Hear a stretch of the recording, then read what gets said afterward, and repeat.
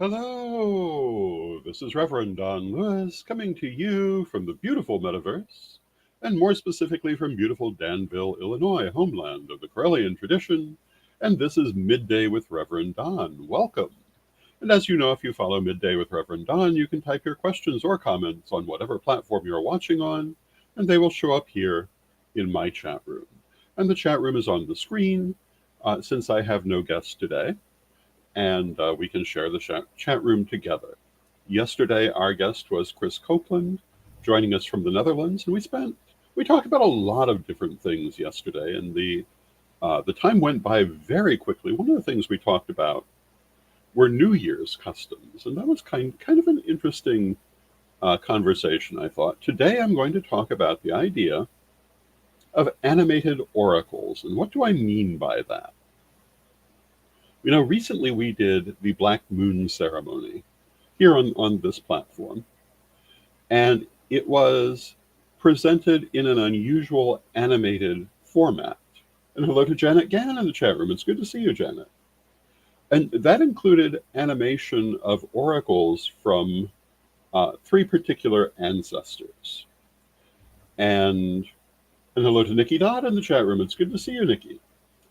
And the ritual itself received mixed reactions. Some people loved it and thought it was very creative and inspirational. Some people did not like it. And that's only to be expected with anything that's different. The reason we chose to do an animated ritual is that we were hearing a lot of comments of people being bored with the constant Brady Box Brady Bunch box rituals that have become very common now because they all look so much alike. And I believe it's being called face boredom. So we wanted to give a different visual appearance. Um, the oracles in particular have gotten a mixed reaction. Some people um, have thought it was perfectly fine, some did not. And one of the questions is, were these actual oracles? And the answer is yes, they were, but they were not immediate oracles. Um, and since everything else was being animated, it seemed only appropriate to animate those as well. But were they actual oracles? Well, yes, they were, brought through earlier, obviously. And if you know those ancestors, it should not surprise you that they would have those messages. Um, and do I think this is a good thing? Well, I think it's a good thing in its place. Um, I don't think it's something that would be desirable for every occasion, but I think it's desirable for some. And I'll give you the perfect occasion for this sort of animated oracle, and that is where you have particular ancestors who are invoked for an oracle that's already been delivered but is being repeated for one reason or another, um, or whose presence is required for one reason or another. And I'm going to use the example of Olivia Robertson. If you're if you're familiar with my work, you're probably familiar with Olivia Robertson because I frequently have referred to her. She was um, a great mentor to me. I learned a great deal from her, and I greatly enjoyed her acquaintance. And she gave me one of the best compliments I've ever received. She said that she always looked forward to seeing me because I was always so cheerful, and that was a very welcome comment. And I felt kind of the same way about Olivia because she was always so positive and cheerful. And she was one of the founders of the Fellowship of Isis. And in the Fellowship of Isis, the liturgy is in the form of mystery plays. And all of the mystery plays begin with an oracle from a particular deity that was brought through by Olivia, but at this point, many, many years ago. Some of those oracles are probably 25 years old or older, but they're still renewed every time that mystery play is performed. These are oracles that are relevant to the subject matter and the energies of those mystery plays, as opposed to being temporal for the moment. And, I think that would be an ideal situation for this sort of animated procedure. Um, another similar situation that's been discussed. It used to be called the Eternal Chancellor. I don't know that it would still be called that now, but we've talked about animating me um, together with uh, parts of all the videos and other work that I've done to be a continuing presence, which I believe is certainly still something we are working on. And, the question becomes, is this merely an animation, or is it like a statue or a painting, a spiritual key to the spirit? And to me, it is a key to the spirit. And I would say that the energy of the spirit can come through this animated form. It can come simply as the energy, or if there is enough variability in the messages, then it can come through as divination. It can come through as the right message for the right moment in the same way that you would use any other form of divination. And do I think this is something we should do? Well, I think it's going to be done. And therefore, I think we should be the first to do it. I do not think it's possible for it not to be done. And, I come from the point of view, I used to work with someone who said, why are we always trying to get in front of the cameras? Well, it's because if we don't, someone worse will. And I still tend to think in those terms, that if you want to have an influence on what's being done, you need to be the one doing it. If we want to control our image, we need to be the one making the image. Otherwise, we can only react to what other people do. So I think that we should continue to explore this technology, continue to explore it in a spiritual sense, and see what all we can do with it. And yes, of course, the first examples are very simple. But the leadership of the Correllian tradition just put out a series of oracles for the new year, including oracles from uh, Lord Phoenix and Lady Alyssa, myself, and also people like Antonio Huerta um, and Pamela Griffith, and other members of the High Priesthood. And this was recorded, and so it was not them giving a live oracle at that moment, but the oracle is certainly still valid. It's simply being replayed later. And it would be no different if it were an animated image, or for that matter, a still photo. When you repeat an oracle, it is still an oracle. When you bring through an oracle, it is still an oracle. And I also believe that this technology can allow spirit to create new oracles after having died and entered spirit, once we come to a certain point.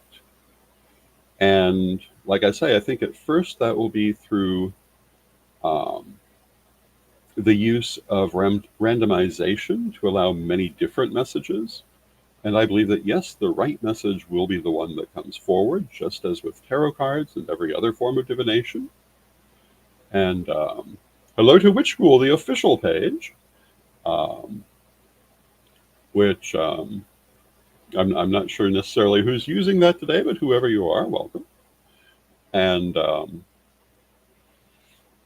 I think this actually is part of a very intriguing and revolutionary new front in the psychic realm, and that is using internet technology, using metaverse technology for spiritual purposes, and as part of our way of bringing through messages from spirit. One of the things that occurs to me, for years now, we've had automated tarot readers, for example. And, are those tarot readings accurate? Well, I've used them and found them accurate.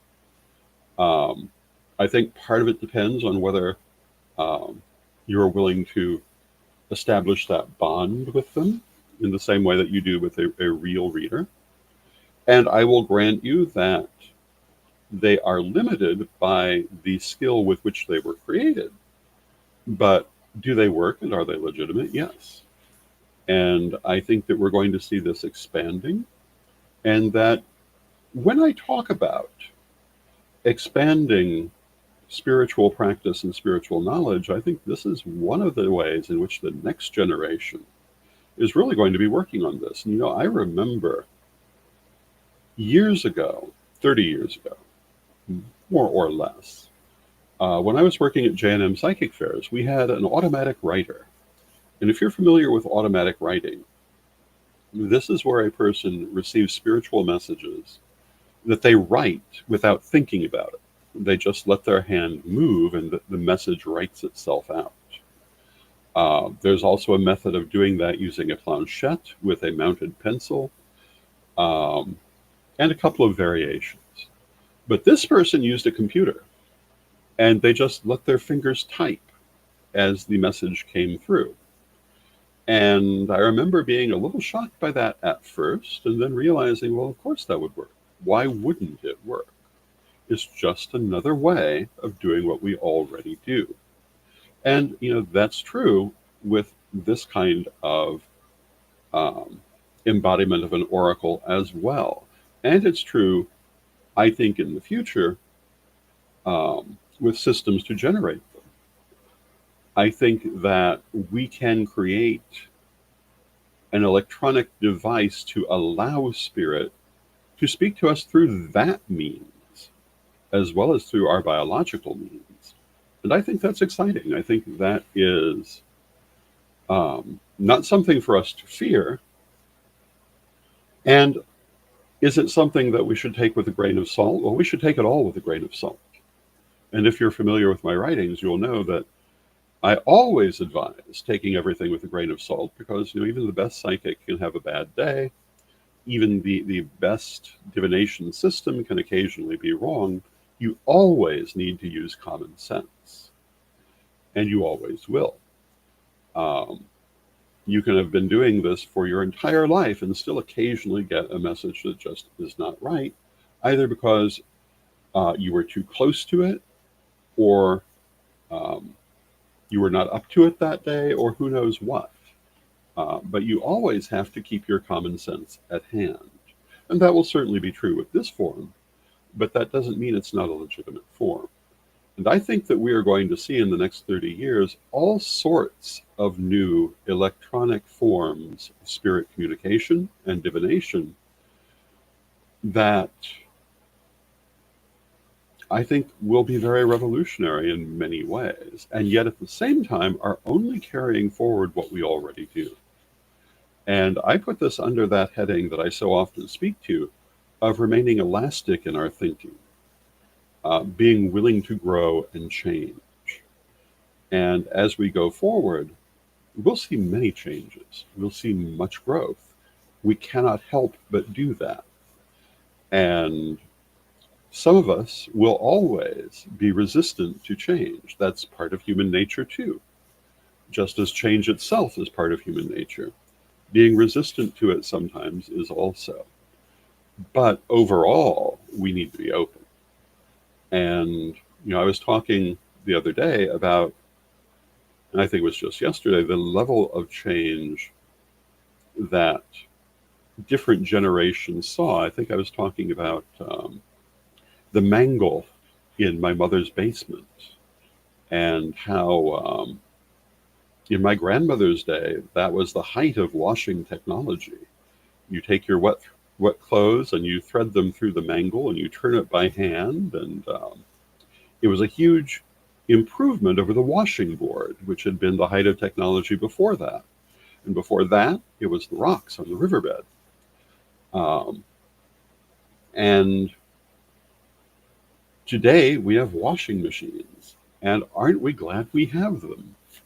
And, I can only say if you'd rather be using the mangle, that's great. If that's what you want to do, I don't want to do that. I quite enjoy having a washing machine.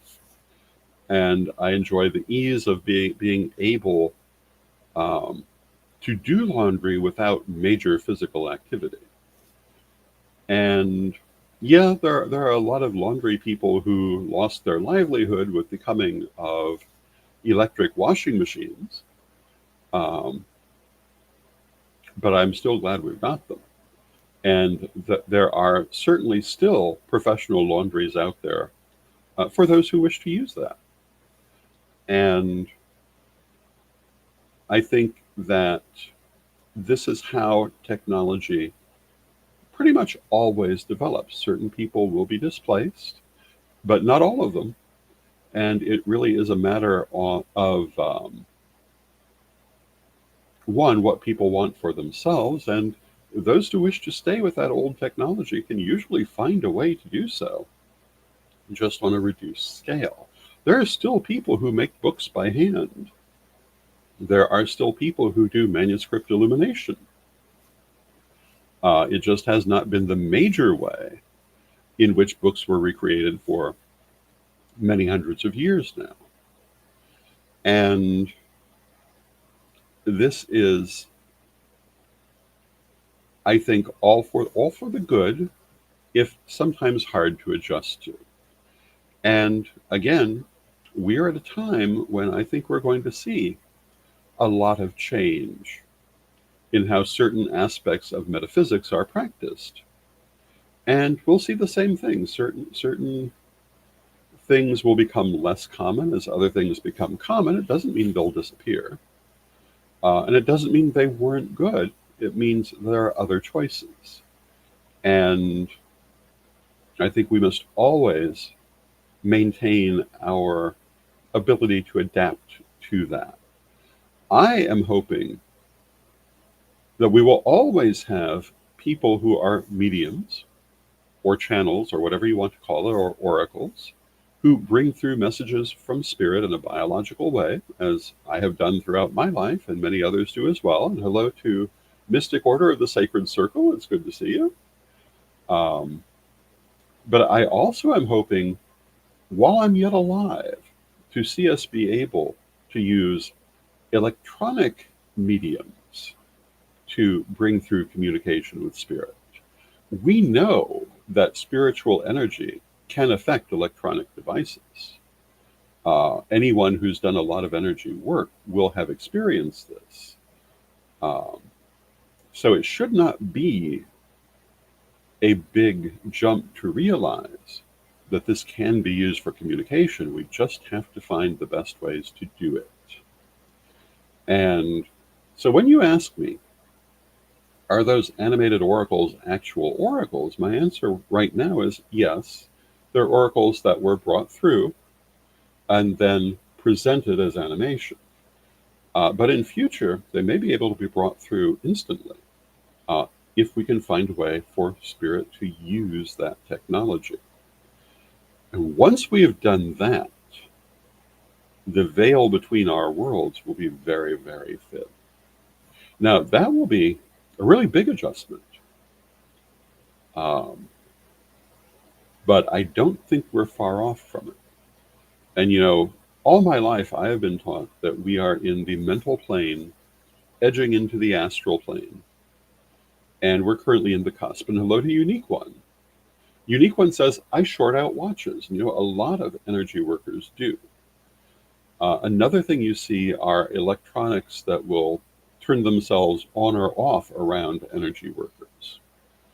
And hello to Mary Hawk in the chat room. And hello to Ed the Pagan in the chat room. And Ed says, that's coming quickly, less than 3 years. And yeah, I think that's probably true. I know we've been working on it for a number of years now. And I think that we will see ourselves as a species moving significantly further into that cusp between the mental and the astral plane. Not that our consciousness will be completely in the astral, but that it will not be anywhere near as distant from us as it formerly was. And I think that electronics is going to be part of how we do that. And I think that for future generations, the separation between their biological self and their electronic self is probably going to be a lot harder to make than for any of us who remember a pre-computer world. And I know some people are very much afraid of that. And all I can say is um, it's coming whether any individual wants it or not. Individuals may be able to decide whether they're going to do it, but it's coming. We were talking the other day about how when this kind of change happens, once we're in it, once people are raised with it, they can't really imagine what life was like before. People in our contemporary society cannot really imagine what life was like in pre-literate societies. Even if an individual may be illiterate, that's not the same as living in a pre-literate society. It changes how we relate to things, even for those of us who are not personally able to do it.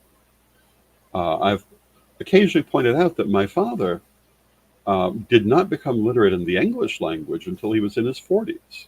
He needed other people to read for him for much of his adult life in the English language.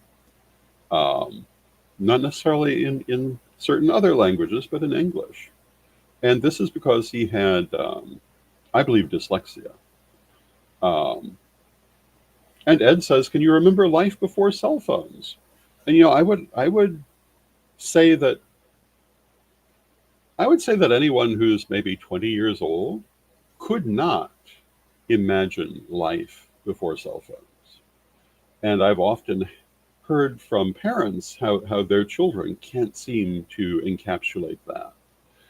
And I know that for myself, I'm occasionally struck by remembering life before cell phones because I find myself being startled occasionally by remembering the world of payphones. I often talk about watching that movie, the Atomic Vampire, where the hero is trying to get to the heroine. And I was sitting there thinking, she's in danger. Why don't you pick up your phone and call her? And then I realized, oh, it's 1963. We don't do that then. That did not exist. But that's how much life has changed and how hard it is to remember beforehand. And Mary says, I can remember life with cell phones. I don't want to go back. And Mystic Order of the Sacred Circle says, I miss the days before cell phones, computers, and the like. Um, and that's perfectly fine if that's how you feel. I love modern technology. I was talking the other day about how if you want to find a book today, you can find it online easily, including what were once very rare books. Not every book is online, certainly. But if you're looking for a historical grimoire, the vast majority of the famous grimoires you can find online free of charge and simply read them if you want. I remember the days where you had to track them down, and if you were lucky, you might find them, and probably at great expense, depending on what it was you were looking for. Um, and in some cases, at very great expense. And of course, some of them aren't online, but so many of them are. I was recommending the other day the book that the book that I would recommend as a good starter for alchemy by Stanislas de Rolla. Um, and Christine Higginbotham, one of our viewers and one of my friends, um, immediately went online to look for this book and found it within about half an hour. remembering how hard it once was to get metaphysical books, I love this change. I also love the fact that as long as I have charge in my cell phone, I'm never really lost. Because I can remember being in places where either I was late for something, or I was prevented from getting there, or I was lost, and I had to use the payphone to contact anyone, and maybe I had change, and maybe I didn't, and um, there were problems with that. And now I will grant you, I also don't necessarily like being so easily reached by phone, but that doesn't mean I always am. And I don't always carry the phone because I don't always want to be easily reached. And sometimes I'm out of the room, or other things may happen. I'm away from it, it's charging, or I'm busy and simply cannot answer at that time, and I don't. Um, but I'm glad to have the opportunity. And, in this last couple of years, I had a number of health situations in which I was very glad to have that phone. Um, and It may have made the difference between my being alive here now or being in spirit at this time. So I quite enjoy our modern technology. And Mystic Order says I still carry a compass, uh, pace beads, and a bone whistle. That is my cell phone and GPS. And, that's lovely. We need people to keep those things alive. Knowing how to use a compass is important. Um, so is knowing how to sense direction. So I'm certainly not saying those things should cease to be. On the other hand, I've come to enjoy GPS. Um, I remember traveling by map. Um, and when you're driving and trying to consult the map, it can be a little harrowing at times. What I used to do is I would write all the instructions down on a piece of folded paper that I could easily pick up with one hand if I needed to consult it. Um, Today I turn on the GPS, and for the most part, it does just fine for me. Um, as we go forward, we're going to see far more changes coming, and I think we'll see a lot of them in our spiritual practices. But we always see changes in our spiritual practice. One of the things I frequently have spoken about are Ouija boards. And Ouija boards, of course, are the subject of all kinds of ridiculous superstitions, which, as you know, if you follow my work, I do not credit, at least not in the way that most people um, have them. And Ouija boards, as such, are a little over 100 years old. But the practice on which they're based is over 1,000 years old, maybe older than that, and um, begins as a form of pendulum work. And they developed through many stages to get to where they are today, and never had any of those superstitions around them until basically the 1950s, which is why I don't credit them. Um, Mary says, have you ever given a map to someone who can't read one? And, this is a very important point, and I can remember being mystified by them at first, because reading a map is an art, particularly in the very symbolic ways that we create them in the modern world. And GPS is usually pretty straightforward. Um, Having said that, I'm glad that I can read a map. And it's something that if I had young children at this time, I would want to make sure they knew how to do. But I wouldn't expect them to be limited to it.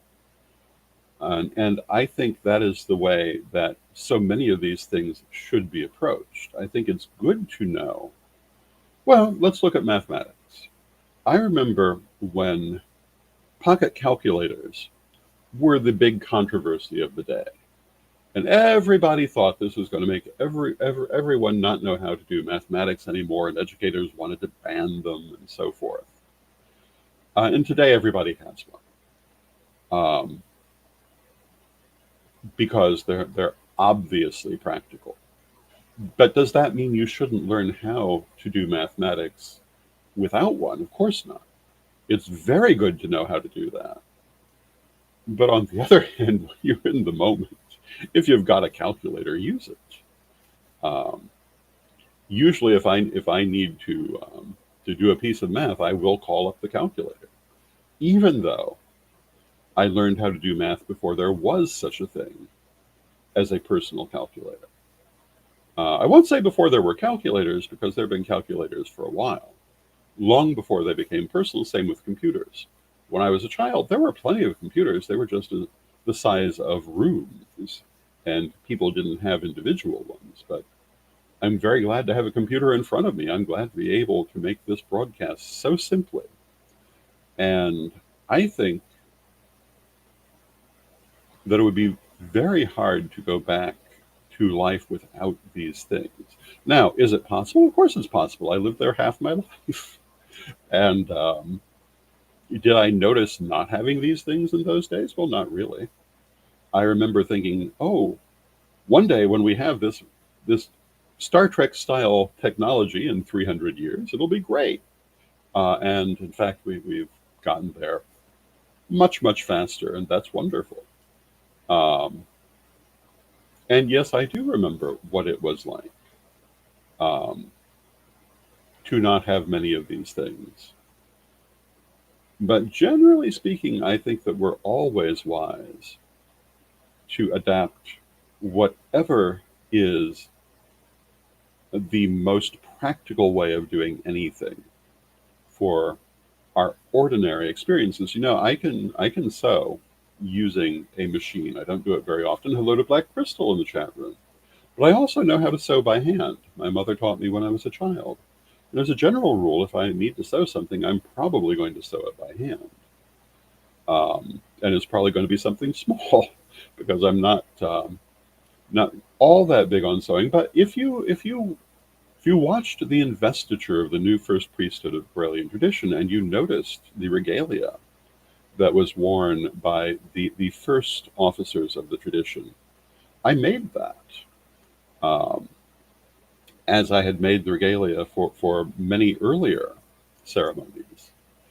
Um, and I did it in mostly hands-on ways. But that doesn't mean I don't approve of other more modern ways. When I paint by hand. I don't use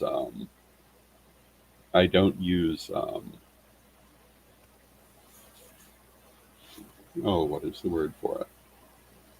Now, Unique One says, my father worked on mainframe computers in the 60s to the 80s. And yeah, I remember those. They were so different from what we have now.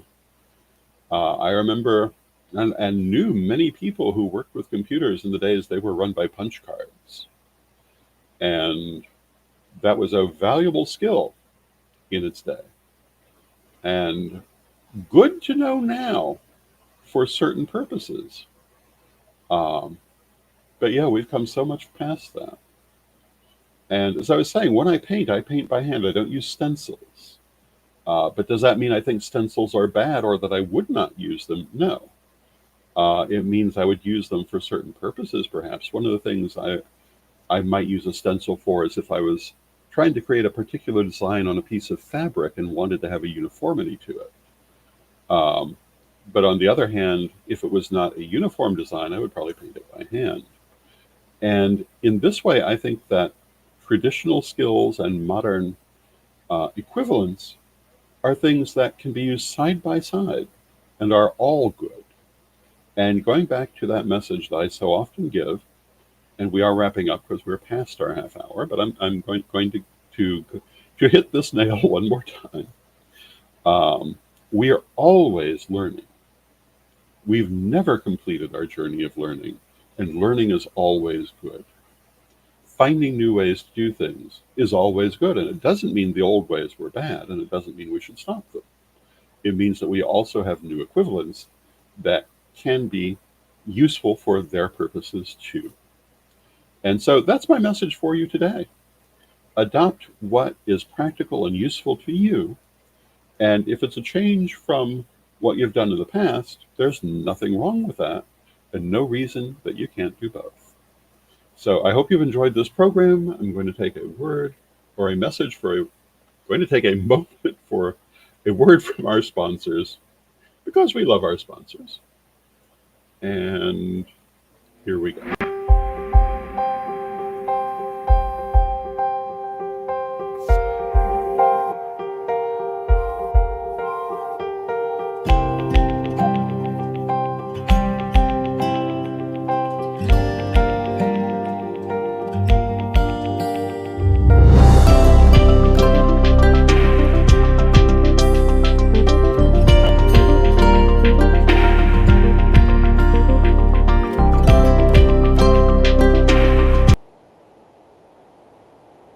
Ready to unlock the secrets of the universe? Join me, Rev Don Lewis, for my metaphysical and magic auctions at Gaia Thrift at whatnot.com. Discover fascinating artifacts, mystical crystals, and rare and unusual books that could change your life. Don't miss this chance to bring a little magic into your world. Rev Don's Metaphysical and Magic Auctions, where the extraordinary can become yours. And thank you to our sponsors, Equinox Learning Hub and Rev Don's Metaphysical and Magic Auctions. And I want to take our last few minutes to wish a happy birthday to Mdday Lotso, and also to congratulate Reverend Melanie on the birth of her new grandchild. And I hope you're having a lovely rest of your day. And let us close with our prayer, as we always do. Divine Mother Goddess, Divine Father God, beloved ancestors, we ask you to bring to us the tools we need to live our best lives, whatever those tools may be.